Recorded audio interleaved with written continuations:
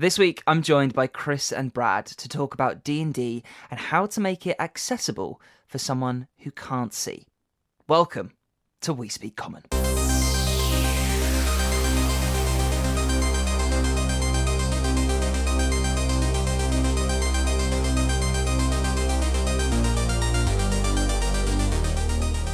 Hello and welcome to another episode of the D&D podcast for everyone, because here we speak common. This is the show brought to you in partnership with the Dice Dungeon, who not only are a wonderful source of beautifully crafted metal D&D dice and now official published 5e books, but also their brand new purchasable fun bag of randomness called the Bag of Fates. You can pay for a random selected set of metal D&D dice. It's the cheapest way to get yourself a nice metal set of dice, and there are 25 random sets that you can select, some of which aren't actually purchasable through the site as normal ways. They're really popular right now, so if you want to go and grab one, I'd do it quickly. Don't forget there's the code We Speak Common for 10% off your basket with the description, link in the description below. The other wonderful partners are, of course, Describe, DSCRYB. They are the one-stop shop for box text to use in your home campaign. Over 15,000 scenes of places, monsters, and spells, with a collection that keeps growing, and it's written by actual writers, like people who actually know what they're doing. So if writing box text is really daunting to you, go and check these guys out. Describe, DSCRYB.com. There's a bunch of them for free, and then the rest available through a monthly subscription, and you can use the code COMMON for 10% off. As ever, I will at some point during this episode shamelessly try and sell those products to my guests. And big shout out to Patreons, who we will talk about at the end of the episode. Today, I am joined by not one, but two wonderful British people. It's so good to have British people on this podcast, guys. I cannot tell you how nice it is to not have American accents in my ears for once.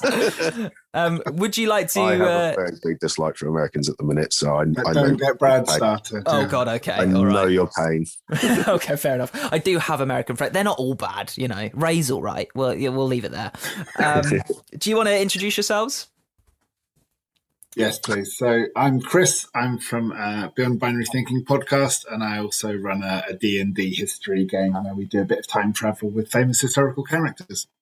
That's so cool. I'm Brad, and I'm a player of D&D. Recently to it, I'm blind and really enjoying it. Not much Really? more, unfortunately. Really enjoying being blind? Yeah, poor choice of words there. No, Brad's recommending it. Go for it.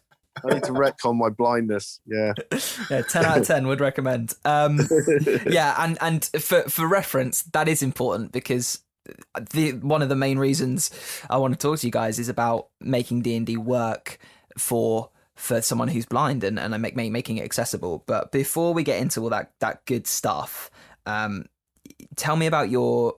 I call it D&D careers. It feels cheesy, but tell me about your D&D careers. How did it all start for you? Sure. So I had an unorthodox introduction to D&D.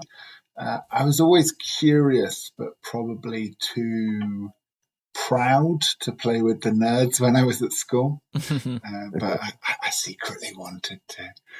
And it was actually Harmon Quest. I don't know if you're familiar with which got me into it, because I'd seen far too many people LARPing and taking it too seriously. And when I saw Harmon Quest, I was like, oh, this is just taking the piss and having fun with friends. I can do that. All right, cool. So very similar to how Dan Harmon describes it, actually. Once I started playing, I just could not stop. I was like, oh my God, this is everything. Where has this been all my life? So I started playing 4 times a week with different groups. This was back at the London meetups. You'd have brilliant meetups organised there where you'd play with different DMs every week and sort of click and play with different people. And yeah, just had brilliant experience. Knew very early on I wanted to DM, and so was like learning and thinking how to do that. But just the effort it required to get people to be in the same room at the same time, even in a place as busy as London, meant that I started organising Zoom games, because it was just easier to coordinate rather than to get everyone to travel. And through that, I then met Brad, who was asking in one of the forums if anyone wanted to give him a hand. I suppose over to you now, Brad. So I've been playing since lockdown, and like Chris, been playing every week since. I went blind about 7 years ago. And I've just been trying to find different things to do. I knew about D&D when I was sighted. I just never got round to trying it out, which I really wish I did, because trying to find things out online about creatures and spells and equipment and stuff it's just full of ads and bits and bobs like that. So like Chris said, I put an ad out on the D&D UK site on Facebook asking for if anybody could help me with the mechanics and stuff. And he was the one that answered me. And through him, I've met an incredible group of friends, and it's just definitely helped me get through lockdown. And even when lockdown's finished, it's going to be something I'm definitely carrying on. My social life during lockdown has actually become a lot better than the 7 years before I started playing. So lockdown hasn't been too bad for me. That's nice. That's really nice. And I think a lot of what you guys are saying, a lot of people can resonate with. Like for me, I think I had that same realization when I found D&D and I got into it. It's like, okay, this is a thing for life now. This is a hobby. This isn't going away. And I'm so incredibly jealous of the fact that you just were like, I'm going to go to some D&D meetups. Like there's none of that around where I am. So that's so envious. I'm so envious of that. But and that reach out through the internet too. Like some of the people I met who were in my regular group, I met through the podcast and through being online and just engaging in that conversation. So yeah, there's definitely a through line there. I mean, I'd looked around in my area. I'm from a small town near London, Maidenhead, and there's just nothing like there would be in London, I suppose. So yeah, it was moving online and really worked out for me. I like really on my feet with these guys. It opens up the options for everyone, doesn't it? And as I say, I've got this time traveling D&D history YouTube channel I've been running a campaign on, and that's very niche. So I need someone who's able to role play and improvise in a fun way as an actual historical character. So you think of the Venn diagram, you need someone that knows their history, knows their D&D, and is fun to play with. That's quite a small thing. And if I had to be like, oh, and by the way, you have to be in this small town, willing and available to play on the Saturday at 3 p.m, I would have problems, Yeah, absolutely. I think... this is a thing. I think lockdown has warmed my heart, particularly to online gaming, because I very much was lucky in the sense that I found a group of friends nearby that all wanted to play and actually all were of the same mindset and the same, like, this is what we want to get out of it and this is how we all play the same way and that kind of thing. And I've stuck with them for a long time, and moving to online has opened the doors for like Ray to join from overseas, and Sam, he's probably about an hour and a half away from where I am. So like it has grown the hobby in that sense, but there is something about being around a table that it's different. And I think going forward, when lockdown does kind of ease and lift and hopefully go away forever, will be more regular than it was before. One hopes, although you'll have less of a captive audience, right? yeah, probably. Yeah. So what I'm really interested in then, because as someone who has never had to think about not having my sight, I mean, I had a relative who was blind, who, you know, kind of gave me an insight to that world. But being someone who can see, I've never thought about how I would go about getting into this hobby because it's, you pick up a book and you read it, but it's not that simple, is it? So how did you get around that? How did you sort of go past the barriers that can already be quite tough? I mean, for me, it was very much all through Chris and the people that I play with. I live with my dad and a cousin, and they have no interest. And I think if I tried to pull them in and get them to help me out, it would result in probably a lot of screaming matches. it's strange. I can trawl YouTube and listen to videos on there, and I hear about how games were played beforehand, passing messages over and stuff. So there is a lot of elements that I can't partake in. We've started messaging in WhatsApp. Like if you want to do little secret messages, one of our players recently attuned to an item, and I think he got all the pros and cons of it emailed to text to him. So it is trying to find the easiest ways. Yeah, and it is tough, even for me being sighted. Going through it with Brad, you realised how much of a problem accessibility is. It's my understanding that there is an audiobook version of the Player's Guide and the Dungeon Master's Handbook, but I haven't been able to find it online. And I'm problem is I don't have a laptop I want to start downloading torrents on. So I could do it for me, Chris. Do it for me.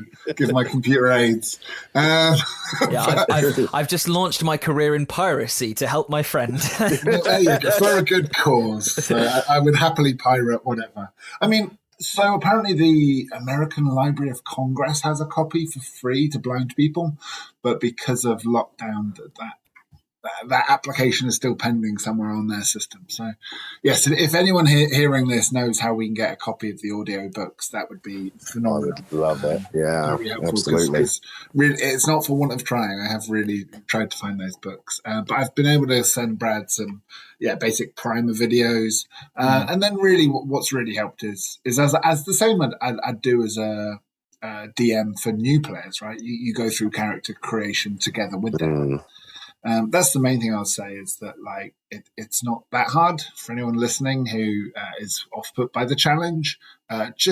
Most D&D groups are about helping each other understand the mechanics, setting up a character with someone that's a new player. A lot of trial and error. Yeah, and so I would say it's not been particularly hard for us to have Brad in the group, and he's not been particularly demanding on our time or energy. It's no more than you do for any new player, right? You help them set up the character, help explain the mechanics to them, go through it together. And it does start to stick as well. Things like my ranger, I know, it's got the bonuses to it, and it does occasionally mean I have to ask what I'm adding, or people to roll dice. Alexa and Google don't like rolling 8-sided dice for some reason, and I normally get numbers of 23 and 16 on a single 8-sided dice, which is brilliant. Yeah, I just don't think it's all kosher. It's interesting because we talk about.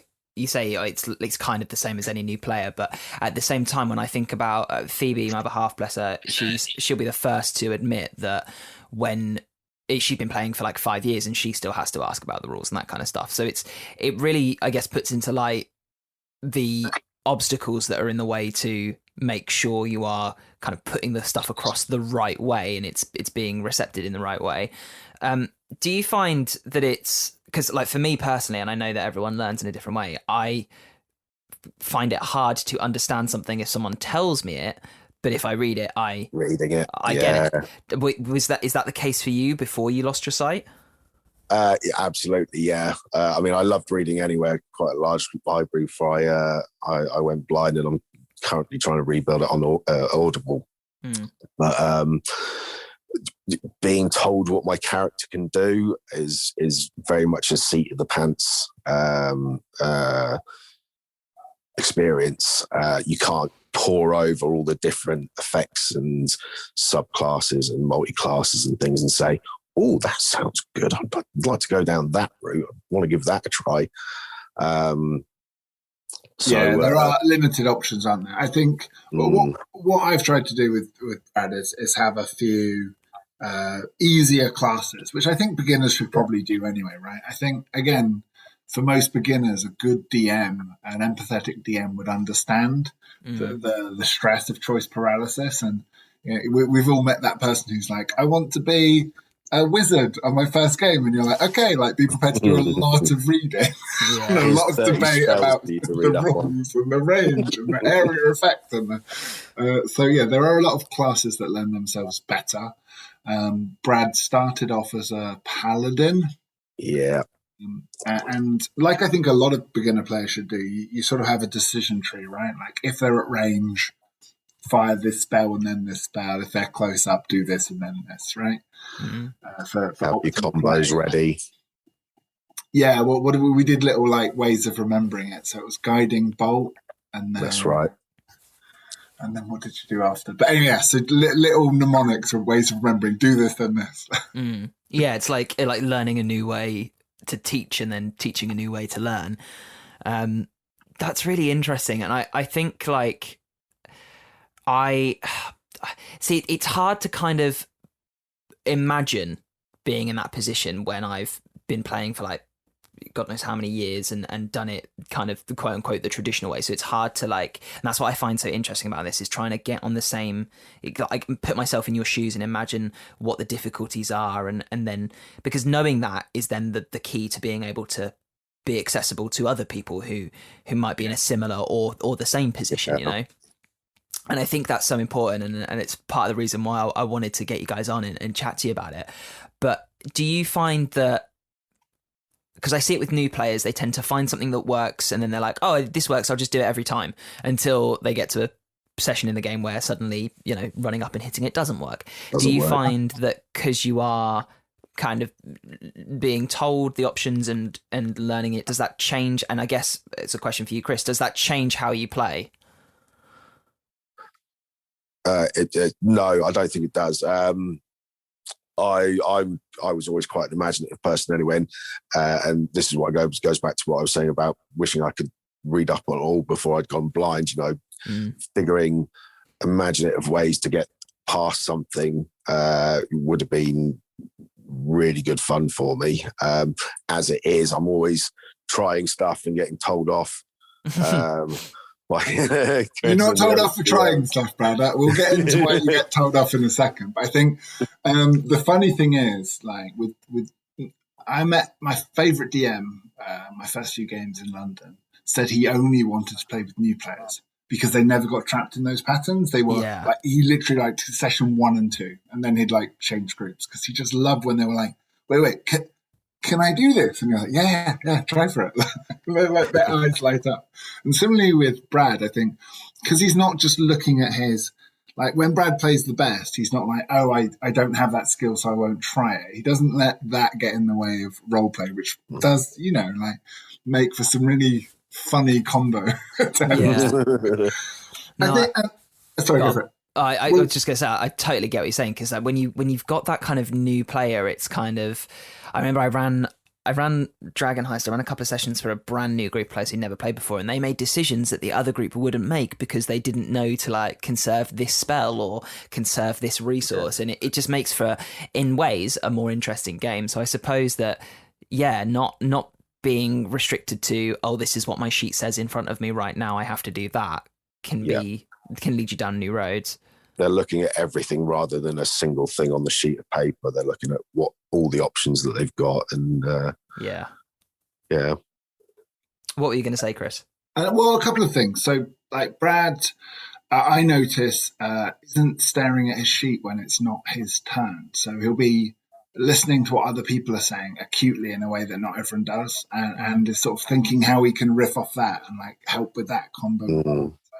So it's a different experience. DMing has taught me a lot. It's definitely taught me how to be a better DM. So especially playing on Zoom, I think people get very stuck with their maps, right, and the imagery and whatever. And you just can't rely on that as a crutch. So my descriptions have got so much better because I can't just be like, throw up a picture I find on DeviantArt and be like, there you go, that's what they look like. You get the point. It's like, I have to describe it. And because of that, I've learned like some narrative techniques, like don't just describe visually, but describe like how it smells, how the room sounds, and it just brings it to life for everyone. That's another point I hadn't even thought about, because I mean, I've always been a big fan of theatre of the mind, mostly because I have the option to do that online a lot easier, but also because I don't have the money to buy a bucket ton of Dwarven Forge as much as I'd like to. And if I did, where would I put it, you know? And so I've always been a big fan of Theatre of Mind, and through lockdown, I've been running games on a Discord server with like music bots and things, which has been really fun. But I will occasionally, you know, whip a map out if the session calls for it. Do you find that you're still using that with the other players, or do you wholeheartedly jump into that Theatre of the Mind? A bit of both. So I find it's still good to have a map, but the key is to make sure it's described. And the funny thing is, like, again, it improves the narration because even if we didn't have Brad in the game, I now make sure I describe things. Just because you throw a map up on the screen doesn't mean everything's clear. And people will notice different things and miss certain details. So taking the time to describe what's important there helps everyone and gets everyone on the same page. And the other players are, I mean, two of my characters are the same character, are both blind, but the other players aren't blind, so they do need that extra. They would have that extra help in the game in the role playing to see what's going on around them. Does that help having a character that's also blind? Does it just bridge the gap a bit? It was a bit of a gimmick, I think, at the beginning, wasn't it, Chris? It was fun. We made it like overpowered in some ways and some limitations in others, like Daredevil, right? So if something was within 10 feet, Brad had absolute sight of it and could smash it. But yeah, if it was further away, he'd struggle. So as I say, it was a bit of a gimmick, but also it sort of reminded us why we had to explain things. Right? I see. This is the thing. I've always loved the idea. Like, I always get stuck on the thing where players think that dark vision just means you can see in the dark, and it's like, no, you don't. You can't see color and you can't see depth, and like explaining that. But running a character with, say, the blind sight trait that can, you know, increase at a certain level just to keep them effective is such, it opens up so many narrative and story elements that I don't think many normal people would think to do. Like, imagine taking a blind party through a dungeon, you know, that's going to be such a different experience to a party that can see all the frescoes painted on the walls, and that I think is so different and so interesting and offers so much different types of fun, and it adds that inclusivity. I mean, there's so many conversations around that kind of thing in this day and age anyway, but yeah, I think so much creative friction comes from limitations. I would like to see Brad actually lean back into that more. So his latest character is Super Saiyan Ranger, like very, very powerful at what she does. But I actually miss the days when we sort of lent into some of the weaknesses and limitations. And I think I understand, like, for Brad, D&D has become escapism. But if I'm honest, mate, that has led you to become a bit of a power gamer recently. Not your best role play. Yeah, Brad, this isn't actually a podcast. This is an intervention, my friend. So, we love you, but you need help. I'm leaving. Goodbye. You're a munchkin, you are. And do you find then, Brad, that, like, because I try to, like, going back to the descriptions, I try to incorporate sights and smells and things into descriptions too, but it does kind of fall back on a back burner because it's natural for me to describe what you see. Do you find that those extra levels help you imagine what's going on in the game? Absolutely. I mean, I think everybody has their own vision of what's going on, and it's completely different to each other's. I think I tend to look at one of my old characters, Bart, as in quite a cartoony sort of picture. It could be a throwback from being blind. I mean, how to describe it, I suppose. I'm using my imagination for everything now. Yeah. I've got to imagine what people were looking like at the time. I've got to imagine what's around me. So the escapism thing is very true, and it's I'm struggling to how to describe it, really. Yeah, it's a tough one because I've having a family member who is blind and talking to them about it in the past. I mean, I can't remember what caused it, but they could see kind of like, imagine if a sighted person closed their eyes but was facing a window, they can kind of see the light, but that was it. Yeah. And I remember having conversations with them about like what that's like, and they went blind later on in life, so they had a whole, years and years of sight before. And I've often thought to myself, if I were to go blind, what would I still be able to do? Like I play video games, or that would become very difficult, and I like reading, that would become very difficult. And I've often thought, well, at the very least, D&D is about imagining things, so I've still got that. Does the fact that you were sighted before help with that? Like, does it enhance that? Do you think it would be different if you were blind from birth? Yeah. I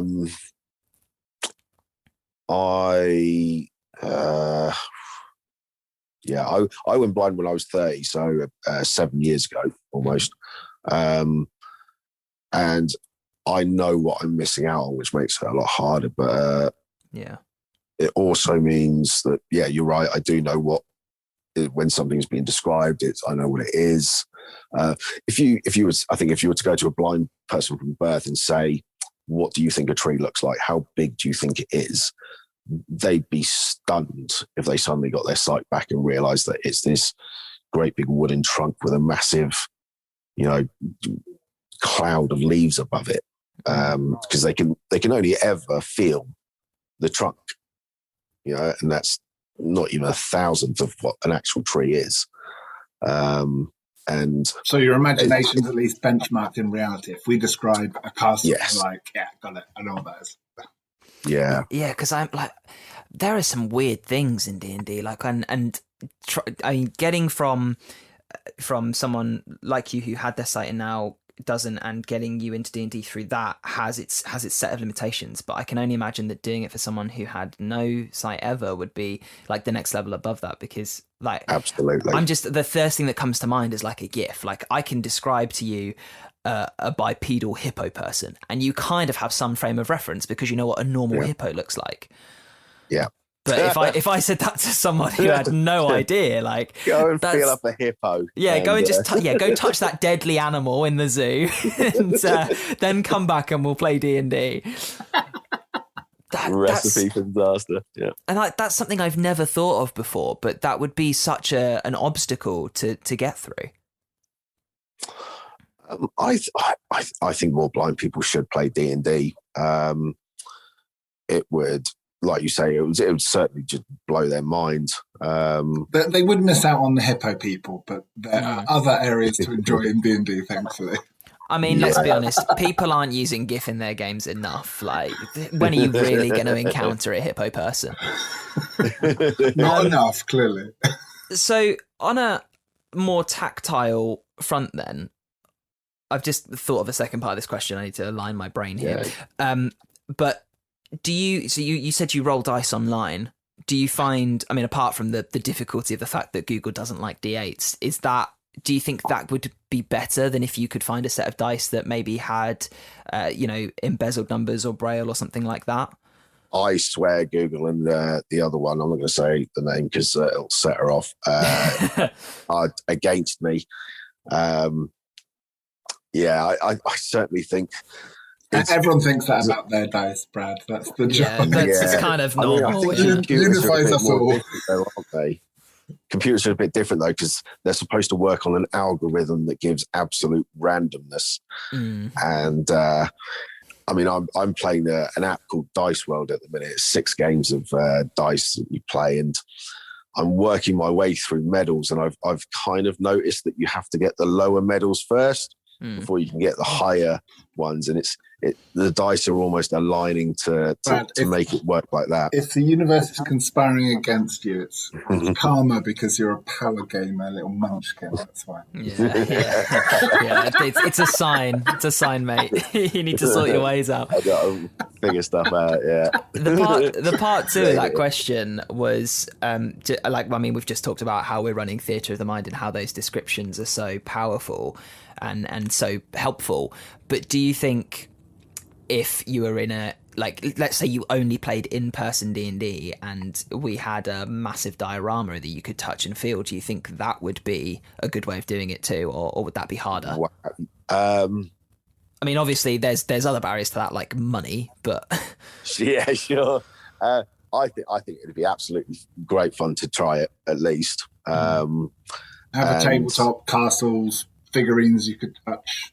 Yeah, Warhammer. I've seen Warhammer before, so having something like that would be pretty good. I think it'd be better for things like the scale of on an army scale. Doing it for just the sort of the 4 or 5 members of your group would probably add just a little bit more hassle. If it was just to do with maps, that would be pretty good. So when people describe stuff to me, like what my garden looks like now, they draw it on my back. Oh wow! It's a lot easier to get a sense of what's going on than sort of somebody trying to do it on your hand or waving your hand in the air to say that, up in this top right corner there's such and such, and just here is a little bit. I can't tell how far my hands are moving when they're in the air. So that distance between the shed and the back door could feel like 100 feet or 5 feet. Do you find that there are many, any or none, whatever your experience is, tools and things out there to make it easier for you? There are tactile dice, aren't they? There are, yeah. Chris got me a little set for my birthday. Those 6-sided dice from the RNIB site, and they're really good to feel. And then another friend made me some 3D printed D20s, right? Yeah, and they had the dots on. Now, I don't think he realised how he was putting the dots and how they would feel to me. There was a number. What was it that I thought about? That was it was 6 and 1. I think it was. Was it 6 and 7? But yeah, it is tough reading Braille, especially in a hurry, like when everyone's waiting for your turn. And again, I think most D&D players are really patient. Right, like there's this horror that new players go through when they ask a rule that they assume everyone's sat there being like, "Oh my god, I can't believe I have to do it again." But the truth is, everyone's like really excited to have a new player, and we've all been through it. So, like most good D&D players would have absolute empathy.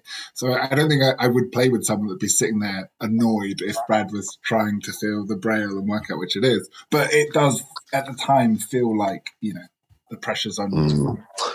And you got to figure out which way up the dice are as well. Oh yeah, of course, because they roll around and move around, don't they? Yeah, and God help you if one's dropped off onto the floor.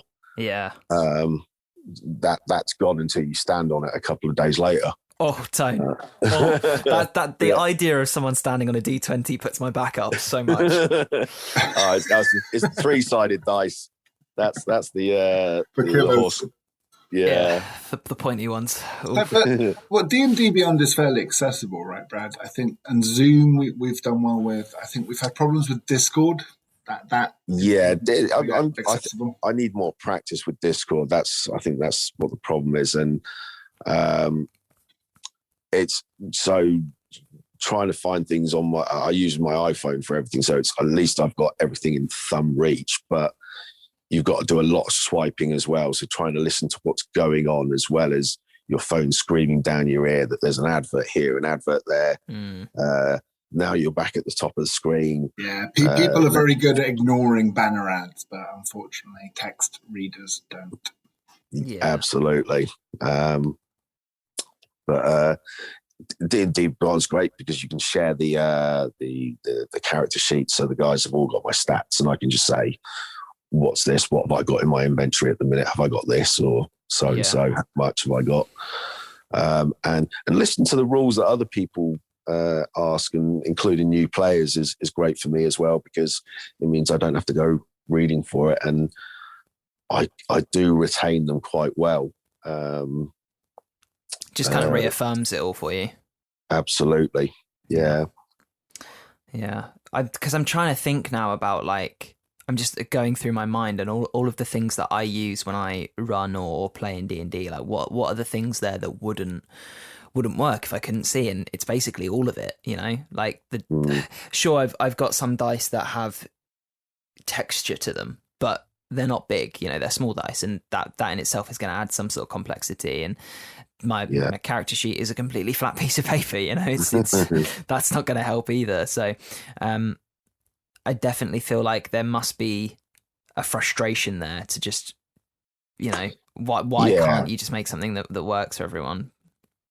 I do actually have plans after this to sort of meet up with Brad face to face and start a Kickstarter. I think it'd be quite easy actually to put in a bit of work and make something that's much more accessible. I think people like D&D Beyond, they'd be silly not to jump on the opportunity. It's good PR for them. I think it's bringing more people to the platform, and it's the sort of thing that, you know, anyone with a heart would love to make things more accessible if it wasn't too much work. So I think with a bit of Kickstarter and a bit of work, and, you know, working with a few other D&D players and blind DMs in the space, I think we could make some really good accessible stuff. Well, absolutely. I mean, even what you said at the start of this episode about how you were trying to get a hold of an audible version of the Player's Handbook, and you had to go to another country's files. Like that blows my mind a little bit. And I think it does kind of, in a way, shine a light on the fact that a lot of just general life thinks of, you know, standard people first, and any form, and in everything, disabilities or you know, the inability to do something that's considered the norm is put to second. Like I see accounts on Twitter who always reply to big national chains who post photos and say, well, you didn't put any alt text on this. And it's like, you know, and even when I post a picture, and I'm like, I try to remind myself to do that every time, and it's never made easy. It's always like a hidden option or something. So I think Chris is brilliant at doing that with the D&D memes that he posts to our WhatsApp group. Oh, it's hilarious when you just post a throwaway shitpost meme, and then you're like, I now have to describe what's going on here. Okay, Please tell me. Convert it to text. Do you ever look at like a 4-panel meme and think, do you know what, it's not worth it? Yeah, that happens. But the funny thing is now, if I'm not in the mood, and this is what I'll say, it's a team thing. Like, we all become like, if it's a shared task, it's actually very light load. And so sometimes I will post the meme anyway. And then if I'm not in the mood to translate, someone else knows, it's fine. Jesse and Stefano are very good, aren't they? And if we're running around a map, like, you know, Brad sometimes need a bit of guide dogging. So, but he'll just say, right, like, I want to run away and hide and fire off 2 shots with my bow before that happens. Now, he's not looking at a map and saying, I want to go northwest, but we can look and, like, you know, we are. You can pick a good spot for his him. Guide dog, like, which way would a guide dog? This is the kind of direction pull him in that direction. Fine. Yeah. But yeah, no, it's fine. There's a lot of trust involved as well, and these guys have got my full trust. I mean, with Toby, it usually ends in me getting hurt very badly. But I'll just specify, his character gets hurt. Of course. There's no physical violence. They're not hating on disabled people. The blind boy, even if he deserves it sometimes. For all that power gaming, that's what it is. I think it's an interesting observation that there's just not a lot of that stuff out there, and I'm going to go and challenge the guys at the Dice Dungeon to make some blind accessible dice now. That's gonna amazing. That'll be my takeaway. I know Ben's listening to this and he's like, he hasn't done an ad halfway through the show yet. I'm like, okay, here's your ad, Ben. Make some blind accessible dice. Give you all the exposure in the world, please do. Yeah, and you know, when they're out, you can use the code We Speak Common to get 10% off. There you go. That counts as an ad read. It does. That works. Yep. But then again, like looking at the reverse of that, things like Describe, like the other sponsor, like stuff where those descriptions are written out for you, can be really helpful when if you were not great at doing descriptions, I suppose. Yes, Yeah, because it's not for everyone, right? Like, and so that supporting guide, I imagine, would be really helpful, especially for newer DMs or people that are just running with a new group and want to make sure, because there's a lot to plan when you're DMing, right? Yeah. I would love to make notes and be able to just fall on them occasionally. And I mean, I suppose like a lot of every DM out there, I just end up winging it. But yeah, when you do have those little panicky moments that you need something to think on, you can't, like I say, just look at some random notes, even from a different time, I suppose, and just be like, yeah, this is what it looks like. This is where I laugh, Brad, because the idea as a new DM that you're having this panicky moment, like, just unifies us all. It's the same thing as you thinking your dice are cursed against you, like, and I just find it laughable that you imagine if you're able to look at your notes, that would subside the panic of being a new DM. It wouldn't. It never helps. If only I could see the dice, they'd roll well. It's not so much for the environment. It's for, say, characters, the NPCs that I want to put in. He has this sort of an accent. He's wearing these clothes. I say, though, the number of times I've been desperately looking through my chicken scratchings, and all I can read is horny goblin, and I'm like, that's a character I don't think I want to meet. Shitty Scottish/Jamaican accent again, then yeah, let's go for that. Yeah, like I always make some sort of note and then just can never find it when I need it. Yeah, it's gone forever. So I just make it up on the spot. Not just you, Brad. But yeah, and I guess that's the nice thing as well, and it's part of the reason why the hobby's so good. It does bring us all together in those ways, and it's nice to kind of hear that you have the same issues in a way, but just in a slightly different variation. Yeah. And that does, I think, or I would assume, I mean, you tell me, that help with the inclusivity of it. Yeah, it does. I mean, I can playing with the DMing for the guys that I do. They're all DMs themselves, so being able to ask questions about what the rules are and stuff like that is really helpful.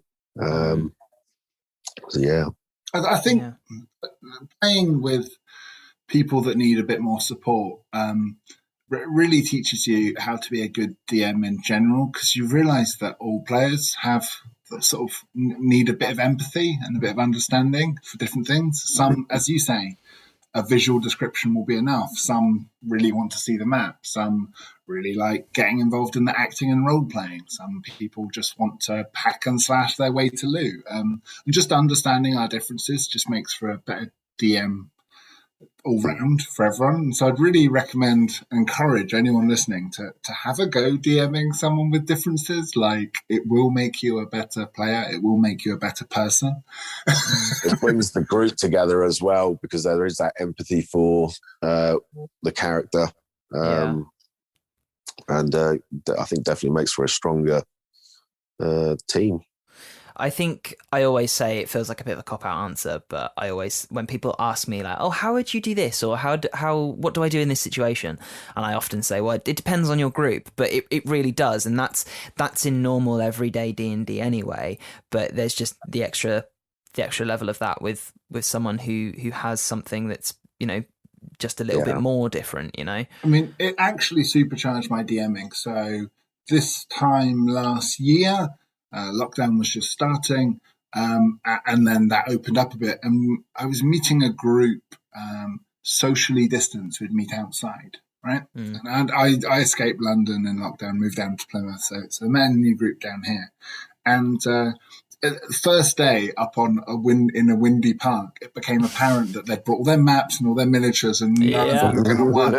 And I just watched the DM crumble as he was like, oh no, how am I going to be able to DM outside? And I was like, I've got this. And it was my first session with the group, and I was like, I can DM, because I've been DMing for a blind guy, so I'm used to running everything theatre of the mind. Yeah. And this is no different. So I was able to immediately be more flexible. And I think, that's my main takeaway, is that it's never been a chore. And I've learned so much about D&D and how to DM, not just from playing with new people, but as I say, playing with different people. I'd really recommend people give it a go. I think I can count how many times we've gone, oh, it's a really nice day outside, should we play outside? And then realised it's an awful idea. Unless you've got a nice little enclosed like outside area and it's actually a hot summer's day, and let's face it, we only get like 3 of those every 10 years. So, when the stars align, it works. Oh, that's really nice to hear, though. What are your sort of, from both of you, from both sides of the table, what are your kind of main advice, your main tips and tricks? Or is it just give it a go and go for it? Have fun, yeah. Enjoy it. Enjoy the butterflies. Enjoy the panicky moments. Yeah. I like it a lot, and I think. Go on. Sorry. Yeah, no worries. Another key as well is like the whole point of the exercise is it's a team game to help one another, and like learning that it's okay to ask for help is a team's greatest strength. So I think anyone listening who wants to give it a go but worried that but I have this problem or that this struggle to overcome, like it's a really positive community dedicated to meeting socially and overcoming challenges together. And I think as far as hobbies go, you'd struggle to find a hobby more with the majority of people very happy to help and do what they can to support you, however that's needed. There is a sense of pride in finding a way to overcome those obstacles as well, I think, and finding something that works. So don't get stuck on what you think you have to do. Try different ways of the same thing. Play a barbarian, rage and smash. Not that hard. I think it's really nice to kind of. I feel like we've kind of said, it's different, and it's there are things you have to change, but at the same time, it's not different, and that's kind of this weird paradoxical sense of like, okay, we might have to adjust certain things, but in its essence. And this is what I love about it. It's still storytelling, and it's still a group of people coming together to explore this world, despite whatever challenges there might be in doing it. And I think that's one of the main things that draws people into the hobby. So it's reassuring and lovely to hear that that's still the experience you guys are having. Excellent, glad to hear that. And I'm always available if you'd like to play with a blind person to try it out. Absolutely. 100%. I'm gonna gate crash one of your games now. That's basically on the cards. Welcome, mate. Absolutely. I've never been in a position where I can play 4 games of D&D a week, so I'm already incredibly jealous of you. So. I do it. I used to organise events, and I realised that there's just always a drop off. Especially, I sort of prefer playing with people who are new to the game and not necessarily experienced power gamers. So you always expect people to sort of drop off. So I just started a group chat with 30 people in, and then just wow. And I keep adding new people as well. So you're very welcome to a game. The problem is if you play with the Americans, Brad alluded to earlier. Every time I introduce a person with a British accent, they're like, okay, this is the baddie. I'm like, no, this guy's a friendly villager. I'm like, no, he's going to betray us. Let's throw his tea into the harbour. Here he comes. I totally get that. I'd jump at the opportunity. It sounds like you guys have a really good thing going. And I'd love to experience that. So I'll definitely take you up on that. Looking forward to it. Thanks. Well, guys, I'm really glad because you reached out to me originally, and I'm glad you did because this is such an interesting topic, and I feel like we've only really scratched the surface. I feel like there are parts of it we could talk about forever. But if absolutely, if you get to that point where you ever think, you know what, let's take the world by storm and launch a Kickstarter, I want to be a part of that. You got to let me know what's going on there. I appreciate that, mate. Thank you. Thank you. What things have you got to shamelessly plug, if any? I'm easy. I don't have anything. So Brad's Tinder profile. He's single and ready to mingle. There you go. Yep, you can absolutely plug that if you want. I mean, 65% of the audience are American and probably won't want you now based on what you've said. But you need to drive as well. Yeah. It doesn't matter what you look like. Absolutely. Big boobs preferred, I think. Yeah, of course. Yeah. Gotta smell nice. That's important. Smell nice. Oh, God. I don't know if I can follow that, but I have a lovely podcast called Beyond Binary Thinking, dedicated to exploring controversial, polemical news stories. We like to sort of dig deep in long-form conversations. So if anyone's interested in that, I'd really recommend it. And if anyone wants to play D&D as their favourite historical character, would very much like you to reach out to D&D History. That'd be awesome. Awesome. Thanks, guys. That's incredible. Well, look, I'm going to free you up for the rest of your Thursday afternoons. But thanks for chatting, and I'm sure we will keep in touch, and I will Thank you very much, game or two. Absolutely. Absolutely. No worries. Cheers, guys. Take care, buddy. Thank you.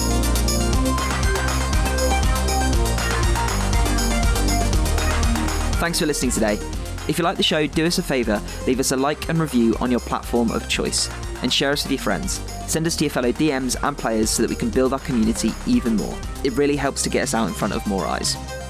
If you want to support the show, you can by joining our Patreon. Links can be found in the show description and the episode descriptions on all platforms. The music in the podcast is Street Dancing by Timecrawler82. It's licensed under a Creative Commons license by NC. You can find it on the Free Music Archive.